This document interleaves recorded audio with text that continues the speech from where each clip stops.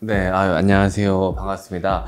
저 MC 장원이라고 하고요. 개그맨 출신 방송인이고요. 현재 팟캐스트라는 오디오 플랫폼에서 방송 활동하고 있고 유튜버이고 영상 컨텐츠를 제작하는 회사를 운영하고 있는 사람입니다. MC 장원님 혹시 어렸을 적의 꿈은 어떤 거였을까요? 저는 제가 딱히 꿈이 없는 줄 알았는데 몇 년 전에 우연히 학교에서 받았던 생활기록부가 집에 있더라고요. 초등학교 4학년 때 썼던 거였는데 거기 보니까 제 장래 희망에 개그맨이라고 적혀 있더라고요. 그래서 그때 제가 알았습니다. 자기가 어렸을 때도 꿈이 개그맨이었구나. 잊어먹고 있었거든요. 그래서 나중에 나이 먹고 생긴 꿈인 줄 알았는데 어렸을 때부터 꿈이 개그맨이었더라고요. 예. 고등학교 때는 장원 타임이라는 게 있었습니다. 날씨 덥고 막 그래서 애들이 좀 무기력하고 집중 잘 안 될 때 선생님이 저한테 한 5분씩 시간을 주셨어요. 그럼 제가 5분 동안 나가서 혼자 막 떠드는 겁니다. 재밌는 이야기도 하고 막 노래도 부르고 친구들 재밌게 해주고 이런 거를 굉장히 좋아했던 것 같아요. 대학교에 입학할 때쯤 개그 콘서트라는 게 TV에서 시작을 했어요. 그걸 보고 제가 동아리를 만들어서 친구들과 함께 개그를 짜서 해보면 좋겠다, 재밌겠다 싶어서 제가 친구들을 그때 이제 모았습니다. 주변에 좀 장기가 있는 친구들, 끼가 있는 친구들을 제가 물색을 해서 제가 찾아가서 다 건의를 해서 제가 이런 거를 좀 만들고 싶다, 함께 하지 않겠느냐라고 제안을 해서 이렇게 친구들을 모아가지고 동아리를 만들었어요. 세종대학교 내 개그 동아리. 새로 들어오는 1학년 신입생들한테 뭔가 선배들로서 보여줄 게 있으면 좋겠는데 제가 영문과여가지고 뭐 할 수 있는 게 없잖아요. 그래가지고 개그를 한번 보여주자 해서 만든 동아리였거든요. 근데 그게 너무 잘 됐어요. 그래서 다른 학교에 초청 공연도 가게 되고 그러면서 그 동아리가 정식 동아리가 됐거든요. 세종대. KBS 공채 개그맨이 된 송왕호라는 친구 있거든요. 지금은 이제 그 친구도 개그 하다가 개그 콘서트가 없어지면서 유튜버로 전향해가지고 지금 굉장히 잘 되고 있고요. 그리고 개그맨 뿐만이 아니라 김희끈이라는 쇼호스트가 있어요. CJ의 쇼호스트, 굉장히 잘 나가는 친구인데 그 친구도 제 동아리 후배고요. 그 뒤에 이제 후배들 중에서도 이제 개그맨이 된 친구들이 있는데 되고 얼마 안 돼서 개그 콘서트가 없어지는 바람에 이름은 이렇게 알리진 못했지만 뭐 여기저기서 활동하는 방송인들, 개그맨들이 있습니다. 저희 부모님이 그렇게 뭐 꽉 막힌 스타일은 아니셔가지고 일단 뭐 크게 반대는 안 하셨고 서포트를 많이 해주셨어요. 그리고 고등학교 때 입시 준비할 때 제가 미술을 했잖아요. 그럼 당연히 미대에 가야 되잖아. 근데 저희 고등학교 3학년 때 그 담임 선생님이 연영과를 하나 넣어보자. 얘는 미술보다는 이쪽이다. 그래가지고 그렇게 제안을 먼저 선생님이 하실 정도로 그런 걸 좋아했으니까 어렸을 때부터 부모님들도 크게 반대 안 하셨고요. 그리고 아까도 말씀드렸지만 두 분 다 일을 하셔가지고 크게 제가 하는 일에 뭐 관심이 없었다기보다는 뭐 이렇게 신경 쓸 여력이 없으셨던 것 같아요. 그래서 부모님의 관심이 이제 다른 데 가 있는 그 덕에 제가 하고 싶은 걸 좀 다 할 수 있었죠. 주변에 혹시 동기이신 분? 홍현희 씨 아시나요? 홍현희 씨가 제 동기고 그 MC 딩동, 네, 그 친구도 제 동기고 그리고 또 다들 이제 개그 콘서트도 없어지고 이래가지고 우차사도 없어지고 그래서 막 유튜브 이런 쪽에서 활동을 많이 하고 있어요. 처음에는 이제 단역하죠. 단역하면서 근데 보시다시피 제 인상이 그렇게 뭐 이렇게 호감형 인상이 아니어가지고 동네 건달, 뭐 양아치 이런 역할만 했어요. 근데 그것도 오래 못했어요. 너무 무섭다고. 이게 적당히 무서워야 되는데 개그 코너에서 너무 무섭게 연기를 해가지고 너는 진짜 깡패 같아. 그래가지고 그것도 제대로 못했고 그렇게 한 1년 동안 계속 연수만 받고 짜기만 하다 검사 받는다 그러거든요. 짜서 PD한테 검사를 받아요. 그래서 통과가 돼야 무대 위에 올라갈 수가 있는데 계속 통과를 못하고 그러다가 했던 게 엄마가 미안해 라는 코너가 있어요. 네. 그 컬투의 정찬우 씨가 아빠로 나오고 엄마 그리고 가족이 되게 이제 찢어지게 가난한 가족 이야기에 엄마의 엄마의 그 상간남이라고 해야 될까요? 엄마의 내연남 역할이었습니다. 돈 많은 내연남 역할. 그래가지고 뭐 중간에 나와가지고 잠깐 하고 들어가는 그런 역할이었는데 그거 한 3개월 정도 했던 것 같아요. 그게 제가 메인으로 출연했던 마지막 코너. 제가 그거 하고 난 다음에 얼마 안 있어서 우차사가 없어졌거든요. 네. 생각해보니까 진짜 슬프네. 야, 동네 깡패, 양아치, 내연남. 이렇게 마무리가 됐네요. 늘 힘들었기 때문에 뭐 딱히 슬럼프라는 게 없었습니다. 이게 잘 돼야 슬럼프도 존재하는 거잖아요. 근데 늘 힘들었어요. 왜냐면 제가 처음에 적응하기 힘든 게 아까 말씀드렸다시피 개그를 좀 하다가 같이 하던 친구들이 제가 군대 간 사이에 다 스타가 된 거예요. 그래서 이제 제대해서 개그맨이 되다 보니까 저랑 동기가 된 친구들은 다 저보다 개그를 좀 늦게 시작한 친구들인 거죠. 그러니까 기수상으로는 동기지만 개그를 시작한 기준으로 따져봤을 땐 다 저보다 후배들인 거죠. 그래서 그 친구들하고 잘 섞이지 못했어요, 제가. 그때까지만 해도 정신을 못 차리고 나는 얘들하고 좀 달라 라는 생각을 나도 모르게 그 생각 깊숙이 해서 하고 있었던 것 같아요. 나랑 같이 했던 친구들은 다 스타가 돼 있으니까 그 친구들하고 나를 동일시 여기고 지금 나랑 내 옆에 있는 내 친구들, 내 동기들하고는 좀 다르다, 나는 급수가 좀 다르다 이런 생각을 하고 있어서 그런지 몰라도 잘 어울리지 못했어요. 원래 개그라는 게 협업이잖아요, 혼자 하는 게 아니라. 그래서 그 친구들이랑 섞여서 다양하게 코너도 짜고 했었어야 되는데 그렇지 못하다 보니까 좀 한계가 있었던 것 같고, 항상 그런 거에서 좀 왜 나는 잘 돼야 될 사람인데 잘 되지 못하지? 라는 생각에 좀 힘들었던 것 같습니다. 글쎄요, 그 적성에 다 맞는 것 같아요. 맞으니까 지금까지 하고 있겠죠?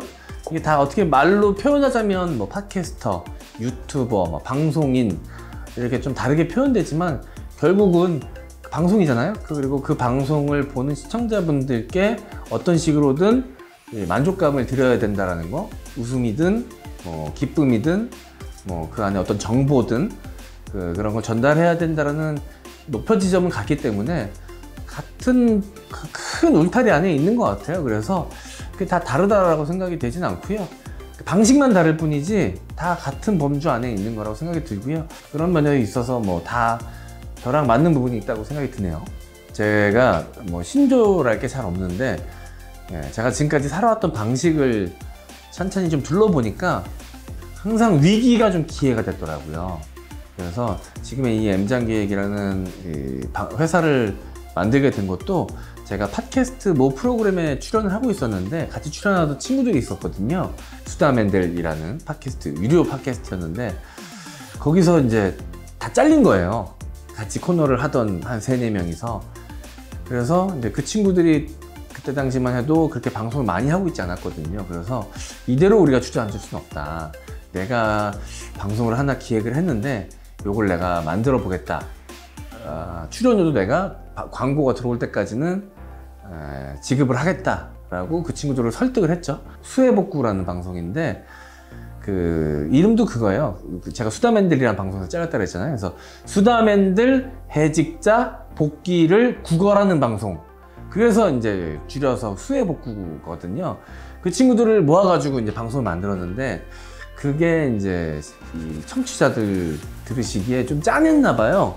그래서 그게 시초가 돼가지고 그 프로그램을 기반으로 해서 만든 게 이 M장기획이거든요. 위기였잖아요, 사실. 방송에서 잘려가지고. 그래서 그 잘린 이 위기를 어떻게든 좀 극복을 해보자 라고 한 것이 기회가 돼서 지금의 이 M장기획이 된 것 같네요. 회사라는 게 사실 늘 이렇게 막 잘 굴러가진 않아요. 왜냐면 여러 사람들이 함께하고 있는 곳이기 때문에 출연자들이 있잖아요. 그 출연자들이 각자 나름의 또 사정들이 다 있지 않겠습니까?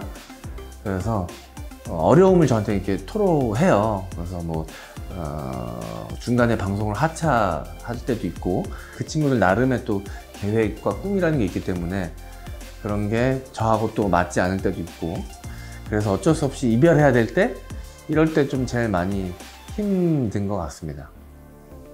그러면 MC 정원님에게 네. 연장 계획은 어떤 건가요? 제가 좋아하는 일, 그리고 제가 이 사회에서 제일 잘 할 수 있는 일을 펼칠 수 있게끔 도와주는 창구인 것 같아요. 그리고 제가 소중하게 생각하는 사람들이 이 창구를 통해서 자신들이 갖고 있는 장점과 능력을 발휘할 수 있었으면 좋겠고, 그런 곳이 되었으면 좋겠습니다. 세상 물정 모르고 막 사람들이 왜 나의 이 능력을 알아봐 주지 못할까라고 할 때 제 능력을 발휘할 수 있을 만한 무대, 이 창구가 없어서 늘 좀 괴롭고 힘들었거든요.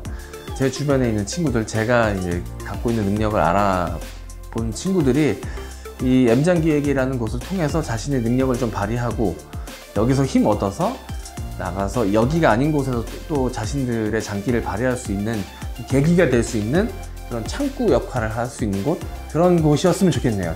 일단 솔직하게 말씀드리면 돈 많이 벌었으면 좋겠고요. 저만 혼자 많이 벌지 않고 그리고 저랑 함께하는 광고주들, 그리고 함께하는 출연자들, 그리고 함께하는 우리 회사 식구들 모두가 좀 잘 됐으면 좋겠어요. 이걸 기반으로 해서 좀 다들 잘 될 수 있는 그런 게 됐으면 좋겠고요. 근데 이렇게 좀 막연하잖아요. 그래서 뭔가 좀 구체화된 목표가 좀 필요하다는 생각을 제가 얼마 전에 해서 이 회사를 좀 키워서 구내식당이 있는 사옥을 만들었으면 좋겠다라고 좀 구체화 시켰습니다. 그래서 이 출연자들이 보면 워낙 이제 프리랜서 방송인들이다 보니까 끼니를 제때 못 챙겨 먹어요. 그래서 차 안에서 햄버거 같은 거 먹고 이럴 때가 많거든요. 저도 그렇고 편하게 밥 먹을 수 있는 공간도 마련되어 있는 사옥이 있었으면 좋겠다. 요거를 좀 구체적으로 제가 만들어낸 거죠.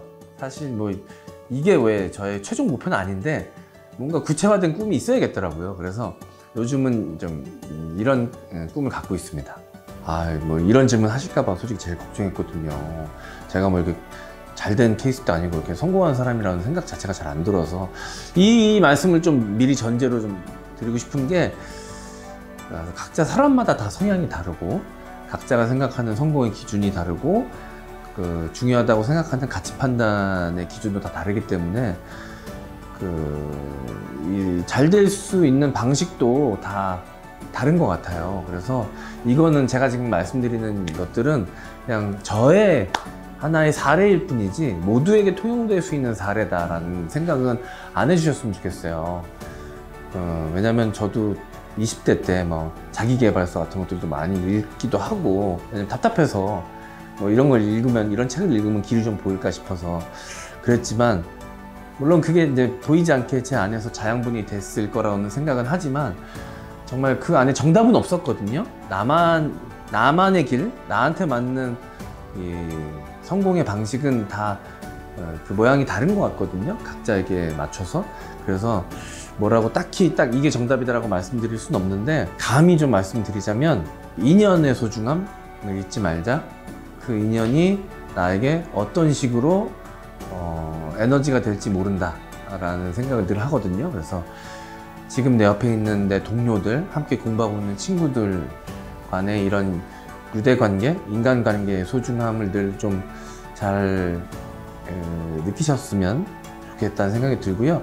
그리고 위기는 늘 기회가 된다. 그래서 저는 심지어 위기 성애자가 됐습니다. 좀 지금 내가 뭔가 발전이 안 되고 있다는 생각이 들 때 뭔가 위기가 닥쳐오면 이제는 약간 기쁠 정도로 항상 위기가 곧 기회가 됐었거든요. 위기를 두려워하지 말자. 지금의 이 위기가 나에게 어떤 식으로 기회가 될지 모른다라는 생각, 그런 생각을 좀 하셨으면 좋을 것 같고, 그리고 살다 보니까 그렇더라고요. 항상 어려움은 제가 감당하기 힘든 수준으로 다가옵니다. 감당하지 못하는 게 아니라 감당하기 힘든 수준으로 오더라고요. 그런데 기회는 제가 감당할 수 있는 수준에만 맞춰서 딱 오거든요. 그래서 생각해보니까 저는 항상 기회가 없었다라는 생각을 갖고 살았던 것 같은데, 좀 시간이 지난 후에 보니까 엄청나게 많은, 무수하게 많은 기회들이 있었는데, 그때는 제가 그거를 제 손에 쥘 만큼의 능력이 없었던 거더라고요. 그래서 늘 기회는 준비된 만큼 주어진다.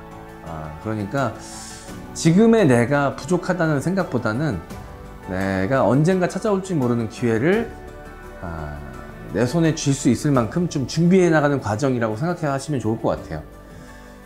심폐소생 꿈 채널 구독, 좋아요, 알림 설정 꼭 부탁드릴게요.